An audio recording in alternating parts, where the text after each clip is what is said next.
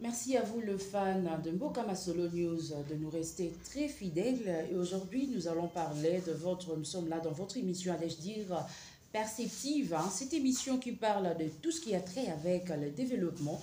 Les développements dans tous les secteurs de la vie nationale. Et aujourd'hui, nous allons beaucoup plus aussi parler d'un secteur sur la culture, par rapport à ces cultures. Nous avons un invité aujourd'hui sur ces plateaux, comme vous les constatez déjà. Nous allons parler en long et en large par rapport à une grande activité qui est prévue pour ce dimanche. Nous allons parler du jubilé de 70 ans de naissance et 50 ans d'écriture de Messie Tchèque Fita Diboué. Et avec lui, on va essayer un peu de parler par rapport à cette grande activité qui est prévue pour ce dimanche, comme je le disais tantôt. Je commence premièrement par recevoir notre invité de ce jour. Bonjour, monsieur Tchèque Fita. Bonjour Madame Christelle Mumbo et merci de m'inviter en primeur et en exclusivité sur votre chaîne pour annoncer cet événement et pour lequel je suis revenu à Kinshasa depuis hier. Merci beaucoup. Je pense que vous portez très bien. Oui, je vais bien, merci. Oui, je vais bien, merci, ça va. La fatigue du voyage, on est habitué, mais le boulot, c'est le boulot. Nous parlons de 70 ans de naissance. Nous voyons apparemment, c'est comme si vous apparaissez si jeune. On peut aussi profiter pour savoir qu'est-ce qui fait à ce que vous aurez 70 ans dans une semaine. Et en vous regardant comme ça, c'est comme si vous n'avez pas cet âge-là. On dit toujours, méfiez-vous des apparences. Ah ouais? Je porte mon âge, effectivement. Ok. Oui. Mais qu'est-ce qui fait à ce que vous apparaissez jeune? Les gens peuvent douter. Il a 70 ans. Qu'est-ce qui fait ça? En C'est par tout rapport à cas, l'alimentation, c'est par rapport à quoi? bon, qu'est-ce que je peux bien dire? Aidez-nous aussi à savoir un tout petit peu En tout là-dessus. cas, peut-être parce que je vis sans stress, hein. Ça, c'est bien. C'est-à-dire, je vis au présent en voyant l'avenir. Je ne perds pas mon temps à remuer le passé et les C'est échecs. bien. Voilà. C'est très important, ça. Alors, nous allons avancer directement. Nous avons annoncé ce sujet qui est Oui. prévu déjà pour ce dimanche. Vous êtes un auteur, si on peut dire, vous avez bien écrit, vous avez beaucoup écrit dans ces mondes-là de la culture, sur le théâtre classique. Oui. Nous voulons savoir, vous inspirer sur quoi pour que vous puissiez écrire autant de livres devant nous. Nous constatons qu'il y a plusieurs ouvrages devant nous. On va essayer un peu de décortiquer pendant ces quelques minutes que nous réserve notre émission perceptive. Alors, vous vous inspirez sur base de quoi? Bon, quand on n'écrit pas pour soi-même. Bien sûr, on écrit pour soi-même dans la mesure où on se défoule. Mais quand on écrit, on espère bien écrire pour les autres. Et donc, le déclic, mon déclic à moi, je peux parler de mon déclic, est venu d'un constat. Je peux raconter. Donc, c'était en 1976 à Lubumbashi. J'étais étudiant, j'étais en première licence de philosophie. C'est l'année que vous avez commencé l'écriture, voyons. Oui, oui, oui, on va y arriver. Et donc, je vais au théâtre, à la salle du cinquantenaire, qui était jusqu'il y a quelques jours le siège de l'Assemblée provinciale du Haut-Katanga. Maintenant, on leur a inauguré une salle. C'est une bonne chose. Comme ça, nous les hommes de théâtre, récupérer le cinquantenaire. Parce que c'est une belle salle de spectacle dans les normes comme en Occident. Okay. Il n'y en a pas beaucoup ici au Congo. Et donc, je vois un spectacle et puis je me dis, mais ces gens, j'ai l'impression que je peux écrire mieux. C'est comme ça que ça a commencé. Ça, c'est le déclic pour l'écriture. Maintenant, pourquoi? Qu'est-ce qui m'inspire? En fait, la société est mouvante. La société évolue. La société, il y a des problèmes. Et souvent, quand il y a un problème qui te marque, il y a un déclic. Ça vous inspire. Oui, c'est juste un petit rien. Et donc, voilà. Et donc, je dirais que c'est la société qui est ma source d'inspiration. Pour la première pièce, par exemple, que j'avais écrite, et le livre, il est là, ça est mort avant terme. À l'époque, bon, beaucoup de gens n'étaient pas encore nés, mais on connaît l'histoire. À l'époque, il y avait eu ce qu'on avait appelé la zaïrianisation. Mobutu avait créé des acquéreurs, c'est-à-dire il a pris les magasins, les entreprises des Blancs, il a donné aux Congolais, aux Aïrois de l'époque. De pouvoir gérer. Oui, oui, ça devient à eux. Ils gèrent, et bon, voilà pour l'économie du pays. Mais c'était des gens qui n'avaient pas l'expérience. Et donc, en dehors de ça, il y a un comportement, tu vois, bien mal acquis. Les choses qu'on a sans beaucoup d'efforts, souvent on devient un peu ivre. Hein? Il y a des dérives. On ne sait pas comment gérer. Voilà, c'est ces dérives de ces gens qu'on appelait les acquéreurs qui m'avaient fait le déclic et j'ai écrit cette pièce-là. Donc ça, c'est une illustration. Peut-être vous poserez des questions pour d'autres pièces. Oui. Alors, depuis 1956, 76 jusqu'à aujourd'hui, quels sont les ouvrages que vous avez déjà eu à publier? Vous avez publié déjà combien d'ouvrages? 76 jusqu'à aujourd'hui. Oui, 50 ans. Fait 50 ans. Presque, oui. Disons que je suis avant tout un écrivain de théâtre. Okay. Donc, ma première œuvre, c'était une pièce de théâtre. Je l'ai écrite, on l'a montée, on l'a jouée plusieurs fois. Et donc, j'ai commencé à monter des pièces de théâtre en 1976 et jusqu'à plus ou moins 2002, parce que après je suis allé habiter à l'étranger. J'avais déjà écrit. Vous avez interrompu un tout petit peu sur les publications. Non, disons que l'environnement, hein, quand vous changez d'environnement, il y a beaucoup de choses qui changent. Hein. Et donc, j'avais écrit une trentaine. En tout cas, j'ai déjà écrit, monté et fait jouer une trentaine de pièces de théâtre. Il y a des années, on a monté 2 ou 3. Hein. J'étais très prolifique, effectivement. C'est jusqu'à aujourd'hui. Oui. 30 ouvrages. Oui. Non, attendez. Plus de 30 pièces de théâtre, donc des spectacles. Okay. Mais maintenant, la sous-question des ouvrages, c'est-à-dire, par la suite, j'ai commencé à éditer. Bon, j'ai déjà édité une vingtaine de livres.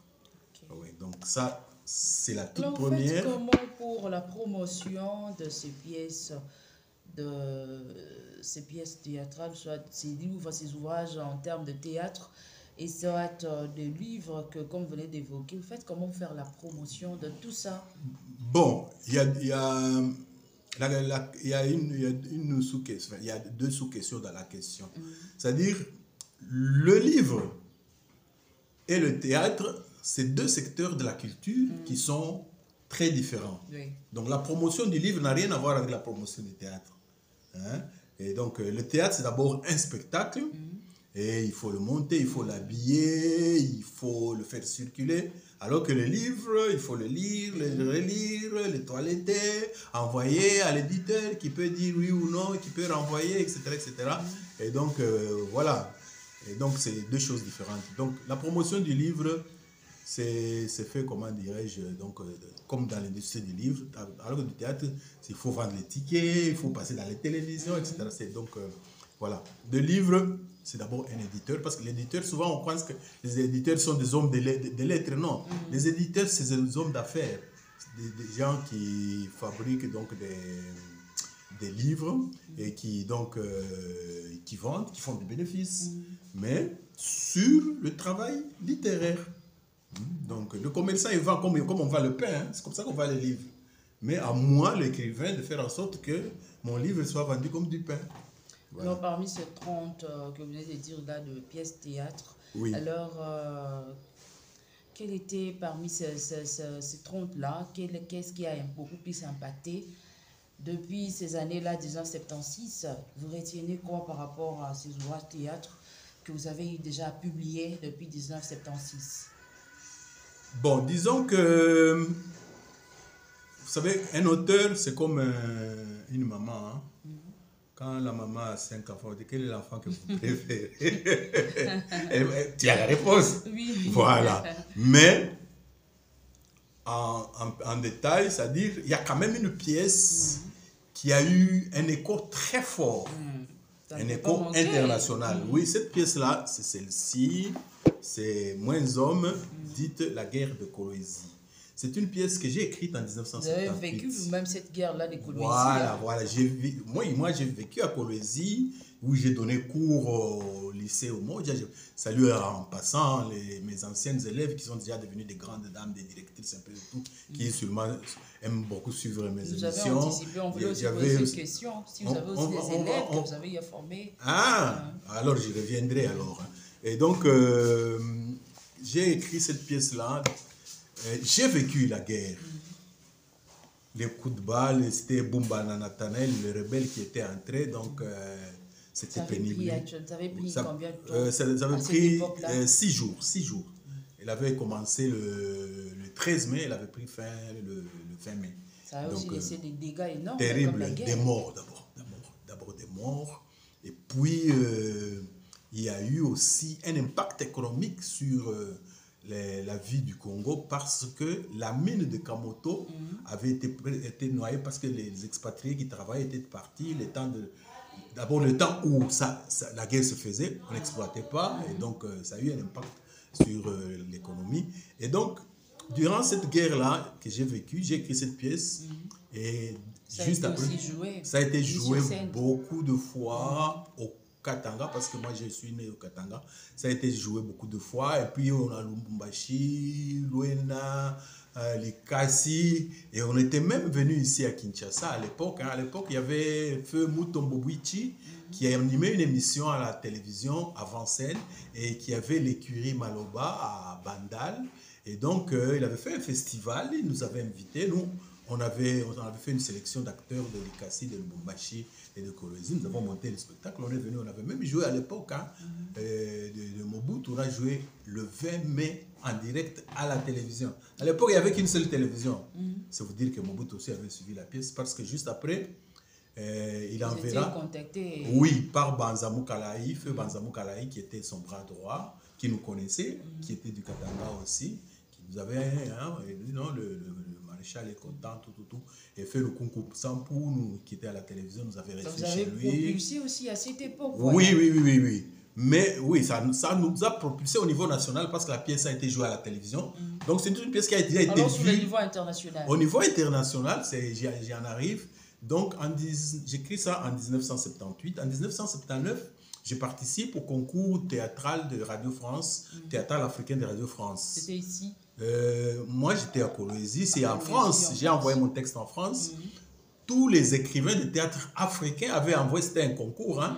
On était une centaine, on éliminé. Et finalement, les 11 finalistes, moi j'étais le seul Zaïrois parmi les 11 finalistes. Donc, maintenant, qu'est-ce que ça a donné comme résultat?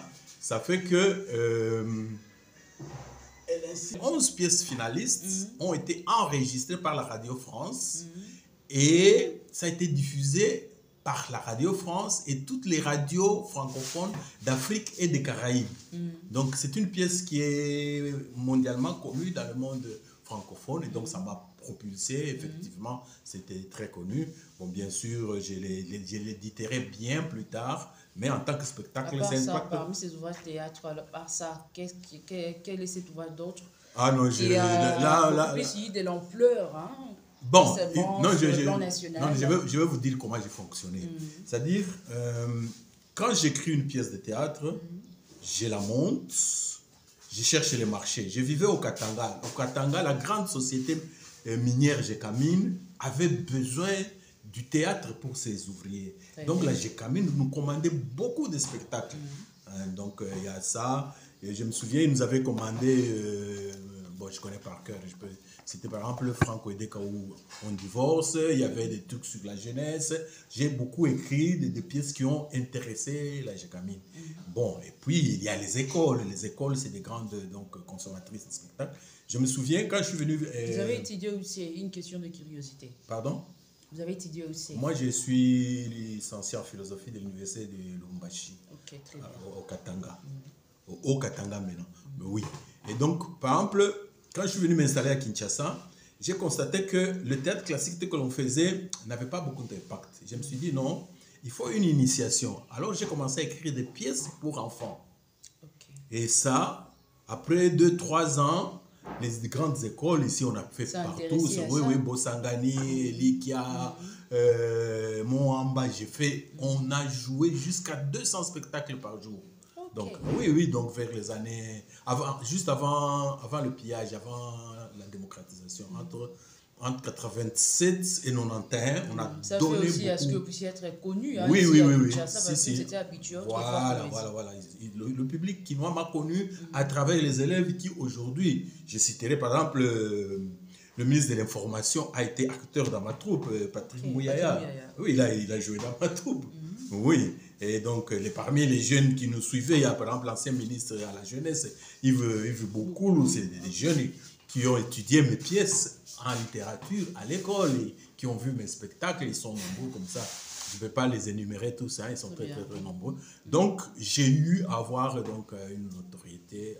Et donc, voilà, ce qui fait que par la suite, quand je suis allé en Europe, je me suis tourné à autre chose, mais j'ai quand même continué à écrire. Alors, qu'est-ce qui a fait? Est-ce que vous étiez du côté ouvrage de théâtre, maintenant vous êtes lancé pour écrire des livres, d'autres ouvrages, qui est un peu différent de ça? Qu'est-ce qui vous a attiré? Non, c'est-à-dire... Vous êtes mis à faire et les ouvrages de théâtre ainsi que des livres au oui, même moment? je vais vous expliquer. Oui. C'est-à-dire, un écrivain, il vit de sa plume.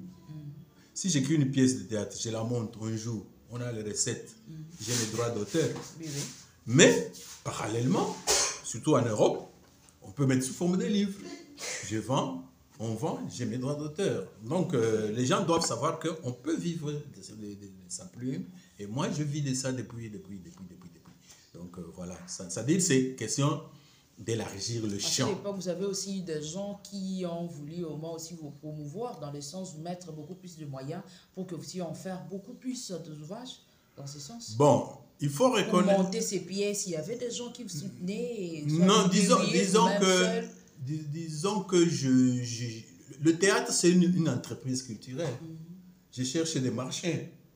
J'ai même eu des sponsors, même la Bralima ici m'a déjà sponsorisé pour son spectacle. Donc, la société du bois au Bas-Congo, elle m'a déjà sponsorisé. J'ai déjà fait des trucs pour la régie des eaux. Donc, hein, vous avez bénéficié aussi de plusieurs sponsorings à cette époque? Oui, à l'époque, oui, beaucoup. J'ai eu quand même beaucoup de sponsors. En fait, le théâtre peut attirer beaucoup de sponsors. Hein. Donc, voilà. Et donc, c'est tout ça on voudrait célébrer, comme on dit, pour... à cette époque-là aussi, vous n'avez pas aussi des concurrents sur le terrain? Non, on n'appelle pas ça concurrent, on appelle ça la diversité. La diversité. Oui, c'est comme en politique. Vous faites de votre manière, puis oui, les autres aussi chacun a son s'inspirent à style. sa manière. Non, il n'a pas à s'inspirer, il fait ce qu'il veut. Je fais ce que je veux. Tu comprends? Donc, c'est ça. L'art, la force d'une nation, c'est d'avoir beaucoup d'artistes, beaucoup de diversité. Et notre pays a une chance unique d'avoir 400 ethnies, c'est 400 diversités. On n'a pas encore commencé à exploiter, on exploite seulement les mines. Hein. Un jour, on va exploiter ça aussi.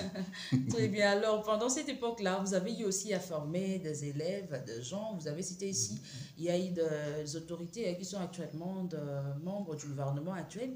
Ils ont aussi participé à jouer dans vos pièces de théâtre. Mais à part eux, vous avez aussi d'autres élèves que vous avez eu à former, à aider. Disons que le théâtre Orkan a été aussi une école. Hein. Ça a été une école de théâtre. Hein. Il y a des gens, il y a un jeune homme, c'est un monsieur, c'est un papa aujourd'hui, Dominique Poundou par exemple. Bon, il faisait je ne sais pas quoi. Il m'a approché, il a commencé à faire le théâtre et puis il a commencé à écrire des livres. Je crois le jour de jubilé, il a dit qu'il sera là pour faire un témoignage.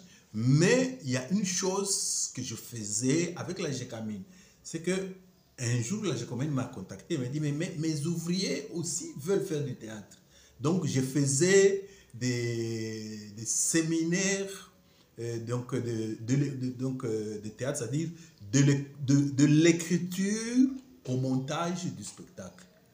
Donc, je donne les rudiments, comment on écrit une pièce de théâtre, comment on l'arrange, comment on la monte, comment on la joue. Ça j'ai fait plusieurs fois. Il y a beaucoup de gens qui ont profité donc, de ces genres de formations que j'ai faites. Bon, bien sûr, celles qui ont été mes élèves, ceux qui ont été mes élèves, eux ont aussi beaucoup profité. Parce que de temps à autre, je montais parfois avec des élèves. Par exemple, une de mes pièces qui a eu un grand succès, c'est cette pièce-ci, qui est récente, quand c'était sur les droits de l'enfant. Vous l'avez publié quand? C'était en quelle année? On l'a joué en 1900, je l'ai écrite en 1979, on l'a joué depuis lors. Et bon, et les jeunes gens, il y a dans la pièce, c'est des jeunes, il y a une scène de classe, des jeunes qui avaient 12 ans, maintenant tu ajoutes 40 ans, tu vois l'âge qu'ils ont. Par exemple, le personnage principal qui avait joué le rôle d'Eddie, il vit aux États-Unis, il a une grande ONG d'encadrement des jeunes, il va de temps en temps au Congo, etc. Et donc, en tout cas, l'école Théâtre Orkan, ça a été une école où tous ceux qui sont entrés, en tout cas, en ont retiré quelque chose. Et j'ajoute que le théâtre, d'une façon générale, le théâtre classique, c'est une grande école. Est-ce qu'actuellement, dans notre pays, les gens continuent au moins à s'intéresser à ces pièces de théâtre comme c'est joué à cette époque-là? Bon, je le dis, le livre et le théâtre classique sont des secteurs sinistrés dans notre pays. Quand est-ce que le sinistre est arrivé? Il est arrivé quand il y avait eu... l'influence de cette époque. Non, non, il y a eu le pillage. Vous vous souvenez, le pillage de 91. Et les gens ont détruit toutes les industries qu'il y avait à Kinshasa. Or, je vous ai dit que je faisais du théâtre pour enfants. Donc, tous les enfants étaient en mesure de payer le ticket d'entrée qui équivaut au prix d'une bouteille de coca. Mais à cette époque-là, 90% des enfants n'avaient plus accès à ça. Et donc, la crise politique a amené la crise généralisée et a généralisé la crise dans la culture jusqu'à aujourd'hui pratiquement. On n'en est pas encore sorti, hein, parce que vous voyez, c'est à peine que démocratiquement, on commence à peine à tituber. Mais la culture, c'est vraiment le laisser pour compte. Et c'est très regrettable pour notre pays. Et nous perdons beaucoup du fait que le livre, on ne le lit pas, on ne vient pas voir le théâtre classique. C'est de la magie, le théâtre classique. C'est-à-dire, quand vous entrez dans une pièce de théâtre, quand vous sortez transformé. On peut quand même lutter pour qu'on y arrive, on puisse revenir sur cette belle époque-là, pour que nous puissions mettre aussi beaucoup plus en pratique du théâtre classique. C'était la crise de l'époque et aujourd'hui, on peut encore aussi chercher au moins à amener d'autres démarches de manière qu'on revienne. Oui, vous avez raison. D'ailleurs, c'est pour ça que je fais ce jubilé. Parce que le jubilé, c'est quoi? C'est un moment charnière dans la vie de quelqu'un et on pose des actes forts. Et en faisant la rétrospective sur ma carrière, je constate que depuis 30 ans, le secteur est sinistré. Alors, le jubilé que j'ai lancé, vous l'avez annoncé depuis le 26 octobre à partir de Tokyo, au Japon, grâce à notre ambassadeur là-bas, le Kumwena Senda, qui a organisé un beau café de littéraire. Il a invité ses homologues ambassadeurs et la communauté. Et donc, je m'étais dit, nous allons faire la campagne pour que les gens lisent, pour que les gens viennent voir le théâtre classique. C'est ça l'exclusivité directement de cette activité prévue pour ce dimanche, le 24 novembre. Oui. Et j'ajouterai, c'est important de le dire, je suis en contact avec la RTNC qui m'a écrit, je leur ai écrit, ils sont disposés à ce que quand nous aurons monté un spectacle, on aille le jouer à Maman Nguebi et nous offrons le spectacle gratuitement pour le Congolais. Imaginez sur ces 2 ans, si tous les 2 mois nous faisons un spectacle, il y a des millions de gens qui suivent, à un moment donné, c'est aussi sollicité, vous avez aussi votre sponsor. Et si vous le faites mieux, comme vous êtes expérimenté depuis 1978, c'est pas chose facile. Oui, sûrement. Je vous garantis que c'est du travail de qualité, parce qu'on ne peut pas durer autant dans un secteur aussi compliqué. Continuer malgré des difficultés, malgré ces chutes politiques. C'est-à-dire que, comme j'ai le talent, j'écris. Quand j'ai le temps, je monte. Voilà. Quand j'ai les moyens, je fais mieux. Comment sera alors cette activité? Nous voulons voir une image beaucoup plus centrée des étapes aussi importantes de cette grande activité. Bon, disons que le dimanche 24 novembre, c'est ce dimanche, on va faire une messe solennelle. Parce qu'il faut quand même remercier Dieu qui m'a donné gratuitement 70 ans, qui m'a donné gratuitement le talent d'écrire. Qui m'a donné le talent d'écrire tout ça, mais moi je suis quoi? C'est pas facile, il faut avoir une tête là. C'est pour ça que j'ai dit non, en tout cas, on va faire une messe solennelle ce jour-là. À la paroisse Sainte-Anne, c'est à côté du collège Elikia, à la gare centrale, à 13h. Donc de 13h à 14h la messe. Et puis, il y aura une visite d'une exposition sur mon parcours et mes œuvres. Il y aura des panneaux sur mes livres, sur les résumés, les photos, etc. Où les gens pourront voir. Bon, j'ai amené aussi quelques caisses de livres pour ceux Comment vous faites alors pour que les gens répondent aussi à un grand nombre par rapport à cette série? Bon, il y a des jeunes qui organisent. Moi, on m'a invité. comme vous, maintenant, vous appelez vos téléspectateurs. Il y a d'autres jeunes qui le font. Qui s'intéressent Oui, au théâtre classique. Oui, oui. Oui, ça veut dire, même s'ils sont... de la lecture, de l'écriture. Il y a des gens qui sont sortis, comme on dit, de la bonne école, comme on dit. Il y en a toujours. Ils trouvent l'importance de l'écriture. Comment est-ce que ça donc, voilà, et il y aura un bon cocktail. On va arroser ça, parce qu'il faut quand même arroser un anniversaire comme celui-là. Donc, voilà. À part l'exposition, on aura encore quoi? Parce que vous avez dit que, donc, les 50 ans, on annonce les 50 ans d'écriture. Mais c'est dans 2 ans que vous allez totaliser ces 50 ans. Oui. Alors, il y aura d'autres activités, à part l'activité de ces dimanches. Oui. C'est-à-dire que, en fait, nous avons lancé, nous commémorons, parce qu'ici à Kinshasa, nous avons lancé, mais maintenant nous commémorons la date. La date de mon anniversaire, c'est ici. Ça sera fêté. Et donc, on commence des activités. Il y aura des expos pour les livres, il y aura donc des montages de spectacles. Il y aura en fait une campagne pour la promotion de la lecture des livres congolais et pour la promotion du théâtre classique congolais. On va le faire, on va clôturer quand j'aurai 50 ans d'écriture. La ministre de la Culture et Arts sera présente. Oui, je pense que les organisateurs m'ont dit qu'ils lui ont transmis l'invitation. Ce serait un plaisir. Mais vous-même aussi, vous avez aussi invité d'autres autorités parce que ici, vous avez parlé aussi du ministre, le porte-parole du gouvernement actuel. Il fut aussi votre élève. Vous avez cité aussi le ministre honoraire de la jeunesse, Yves Koulou. Toutes ces personnes-là, ces personnalités, ils vont aussi rehausser de leur présence. Oui. En tout cas, ils ont tous l'information. Des invitations, pas l'information et l'invitation. Les invitations ont déjà été lancées, mais l'information, c'est comme maintenant que je commence à passer dans les médias, tout. Et donc, ils vont suivre, quoi. Vous avez ciblé un critère de personnes, un critère plutôt de personnes. Vous avez ciblé. Je vais vous dire. Tout le monde. Tout le monde est invité. Invité. Tout le monde, du huissier jusqu'au président de la République. Tout le monde est invité. Les ministres, les sénateurs, les députés, tous ceux qui ont comme travail de gérer la cité, de gérer les droits. Vous avez aussi invité les pasteurs et aussi ils aiment beaucoup plus l'écriture. Oui. Il y a par exemple le secrétaire général de l'SCC. On m'a dit qu'on lui a transmis son invitation. Et donc voilà. Mais en tout cas, l'équipe d'organisation a diffusé des invitations. Mais nous continuons parce que c'est pas comme au stade où il y a des droits d'entrée. Donc l'entrée est libre. Vous avez l'information, vous venez communier avec nous. Vous avez aussi invité les étudiants de la culture. Voyons, c'est bien diversifié. La culture a plusieurs diversités. Vous avez disons que ça, je ne peux pas affirmer, mais avec les réseaux sociaux, on balance dans différents réseaux. Mais il y a des étudiants. Il y a déjà un chronogramme par rapport à ces activités. Après ça, donc il y a un chronogramme à court terme.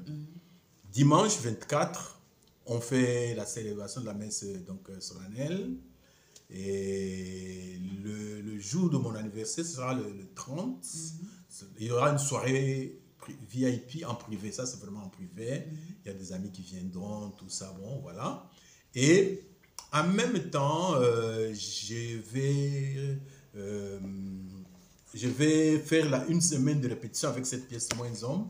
Parce que c'est une pièce qu'on a montée. Ça sera joué, Oui, elle a déjà été jouée l'année passée pour les 45 ans de la guerre. Par rapport à cette occasion. Oui, par rapport à cette occasion, j'ai déjà contacté les acteurs pour qu'ils viennent. Parce que l'année passée, quand on a joué, on n'a pas eu suffisamment de moyens pour davantage exploiter. Ce n'était que partie remise. On espère qu'avec le jubilé, on pourra...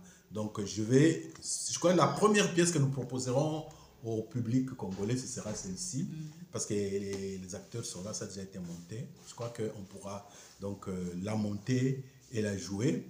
Et comme je suis venu là, je vais aussi monter un nouveau spectacle que j'avais monté il y a 22 ans en Europe. J'ai écrit cette pièce, il y a le syndrome de Cannes. C'est une pièce que j'ai écrite en 2002. Et il a une petite histoire que je vais vous raconter. Donc en 2002, je suis allé avec ma troupe de théâtre Orcan aux îles Canaries en Espagne. Les îles Canaries, c'est au large du Maroc. Donc, et j'étais à Las Palmas. Las Palmas, c'est la capitale de cette île. Et j'avais visité un camp de la Croix-Rouge. Dans ce camp-là, j'avais vu des Africains mal en pointe. Je me suis dit, c'est quoi? Il dit non, on les a ramassés à la plage. Ils venaient de traverser l'océan en pirogue. Ça m'avait fait mal. Et ça m'a inspiré cette pièce-ci. C'est sûr, le thème principal, c'est l'immigration. Donc, c'est une pièce qui sera jouée qui est jouée par 2 comédiens. Il y aura Aimé Kawaya, c'est un comédien qui a joué avec moi durant longtemps. Il y aura aussi une dame d'ici, Karine, qui va jouer le rôle de blanc. C'est un blanc, une blanche et un noir. Donc, cette pièce-ci. L'assistance à la mise en scène sera assurée par Madame Françoise Moalouké. Donc, j'aurai un trio autour de ça. Donc, je vais monter ça. Donc, avant fin décembre, le spectacle ici sera prêt pour proposer aussi. Et puis, je vais rentrer à Bruxelles où j'habite. Et là, le 24 janvier, en principe, on va baptiser ce coffret. Ce coffret, il a une histoire. C'est-à-dire, lors de mes 45 ans, lors de mes 50 ans d'écriture, j'avais publié en une fois 10 livres. Voilà. Mais ces livres ont été publiés surtout ici, à Kinshasa. Et j'ajouterais que mon éditeur, j'avais été reçu par le président Tshisekedi avec mon éditeur. Le président Tshisekedi avait contribué à ceci. Hein? Bon, c'est mécène comme on dit. Donc voilà. Et donc maintenant, le prochain tirage pour l'Europe, parce que à l'époque j'étais ici, on a diffusé ici. Maintenant, le tirage pour l'Europe sera baptisé en principe le 24 janvier à Bruxelles. Pourquoi le 24 janvier? Parce que vous vous souvenez que parce qu'il y a un livre phare dans ceci, c'est ce livre-ci que j'avais écrit sur le passage démocratique. Ce livre-ci avait pris fin, l'écriture avait pris fin le 24 janvier. Il y a combien de pages? 512. Oui, c'est 512. Ce livre-ci se termine le 24 janvier. Et le 24 janvier, il y avait eu ça. Vous voyez, c'est pour ça que c'est un peu pour commémorer tout ça. Et donc ce livre a pris fin le jour où Tshisekedi est entré au pouvoir. Il avait commencé 14 mois avant. C'est un livre sur les 14 derniers mois du processus électoral congolais. En tout cas, c'est un livre qui a été acheté. Il y en a même plus à circulation. Et donc, voilà. Et donc, ça, comme je dis, à court terme, l'événement de Bruxelles, vous voyez, comme je vis à Bruxelles, je vis au Congo, il faut aussi... Mais lors de cette exposition de la journée du dimanche, par rapport au jubilé, vous allez aussi faire de vente, non? Sur place? Oui, non. Des ventes des ouvrages? Bon, un peu. Donc, il y aura plutôt, non, on appelle ça une séance de dédicace. Oui, parce qu'il y a des gens qui disent, mais Cheikh, c'est la première fois que je te vois, est-ce que tu peux me dédicacer? J'ai amené beaucoup de livres, hein. J'ai amené beaucoup de mes livres qui sont là. Et donc, il n'y aura pas la vente, il y aura la dédicace. Oui, c'est une petite vente. Parce que la vente des livres, c'est une action autre. Tandis que là, c'est juste c'est une fête, quoi. Mais bon, comme on dit, allier l'utile à l'agréable. Bon, les gens pourront, j'ai dédicacé, ils achètent des livres, tout. J'ai amené les livres phares du processus. Par exemple, le livre, ça, j'ai amené beaucoup de livres. Donc, c'est le spectacle qui est en train de monter, c'est le nom des Cannes. C'est le livre-ci aussi, sur la guerre de Colosie. Il y a aussi mon dernier livre que j'ai publié en 2022. C'est Coronavirus, redevenir homme. Et ça, sa petite histoire, c'est moi quand le coronavirus est arrivé, j'étais parmi les premières victimes en Europe. J'ai été hospitalisé. Oui, j'ai failli. Dans cette épidémie. Oui, j'ai failli mourir. Les photos sont là. C'est horrible. Hein? Vous qui n'avez pas vécu ça, quand vous lisez, bon, voilà. Donc, c'est des livres que j'ai amenés, que les gens pourront lire. Voilà. Très bien, M. Cheikh Fita, nous sommes presque à la fin de notre mission. Comme on dit, les bonnes choses ne disent jamais. Et voilà la fin de cette émission perceptive. Hein. Comme nous sommes dit aujourd'hui, on devait vous parler de la culture. Hein. Comme on parle de tout ce qui a trait avec le développement, vous avez essayé un peu de bien comprendre le parcours de cet auteur-là, M. Cheikh Fita. d'Iboué. Nous pensons que vous serez beaucoup plus nombreux par rapport à cette activité qui est prévue pour ce dimanche 24 novembre 2024 à la paroisse Sainte-Anne de la Gombe. Alors, je vais accorder les mots de la fin à notre invité de ce jour. Bon, le mot de la fin il est simple. Chers amis qui nous suivez sur Facebook, chers amis qui allaient me suivre sur la chaîne YouTube Mukamasolo News, le 24, dimanche 24 à 13h. Si vous avez l'information, transmettez à d'autres. Venez me faire plaisir en assistant à cette belle messe qui sera dite à la paroisse Sainte-Anne. Et j'ajoute, il y a un abbé très célèbre qui sera là aussi, c'est l'abbé José Poundou, qui est un grand activiste, quelqu'un qui s'est beaucoup battu pour la démocratie depuis presque 40 ans. Il a dit, chef, je serai là, il aura un mot, parce qu'il m'a suivi, et lui, en tant que sango, il a aussi un regard qui pourra être intéressant. Et donc, je vous invite tous à venir ce jour-là, et ce sera un plaisir. Comme ça, si vous me rendez honneur, les jeunes qui s'essaient à l'écriture disent, tiens, il y a eu ça. Mais si vous ne me rendez pas honneur, quelque part vous découragerez, les jeunes disent, ah, il y a ça les 50 ans, il y a ça les pélos, il y a ça les pieds, dans ça la tête. Donc voilà, la balle est dans votre camp. Très bien, vous êtes nos invités de ce dimanche, hein, nos très chers fans de Mukamasolo News, comme notre invité, mais c'est Tchèque Fita, a bien dit, a bien soulevé de vous inviter près nulle part. N'hésitez pas, vous ne serez pas dessus. Il y aura de moments forts, il y aura de moments de gaieté. Alors, moi aussi, j'en profite de cette occasion de vous dire, d'essayer un peu de répondre à cette information. La Sainte-Anne, c'est une paroisse très connue. C'est juste près de la gare centrale, sur le boulevard du Tandjan. De nombreux pas. Merci à vous. Vous êtes toujours à nos côtés. Vous nous restez toujours fidèles. Vous trouvez qu'il y a essentiellement des actualités qui vous préoccupe à plus haut point, c'est alors vous nous restez fidèles. Alors, n'oubliez pas de partager les liens, de partager cette information pour permettre à d'autres personnes qui ne sont pas nos abonnés, qui ne sont pas nos fans, pour qu'eux aussi deviennent nos abonnés. Merci à vous et à la prochaine.